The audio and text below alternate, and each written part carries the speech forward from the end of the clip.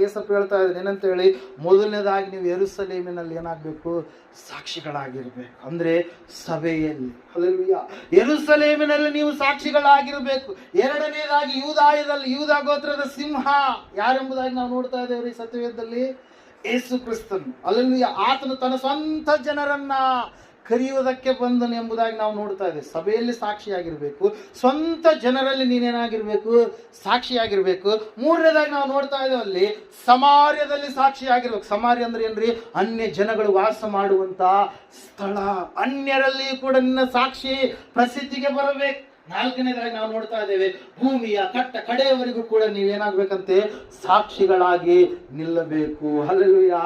ಮೊದಲನೇದಾಗಿ ಯೆರೂಸಲೇಮಿನಲ್ಲಿ ಅಂದ್ರೆ ಸಭೆಯಲ್ಲಿ, ಎರಡನೇದಾಗಿ ಯೂದಾಯದಲ್ಲಿ ಅಂದ್ರೆ ಸ್ವಂತ ಜನರಲ್ಲಿ, ಮೂರನೇದಾಗಿ ನಾವು ನೋಡಿದ್ವಿ ಸಮಾರ್ಯದಲ್ಲಿ ಅಂದ್ರೆ ಅನ್ಯ ಜನರಲ್ಲಿ, ನಾಲ್ಕನೇದಾಗಿ ಭೂಮಿಯ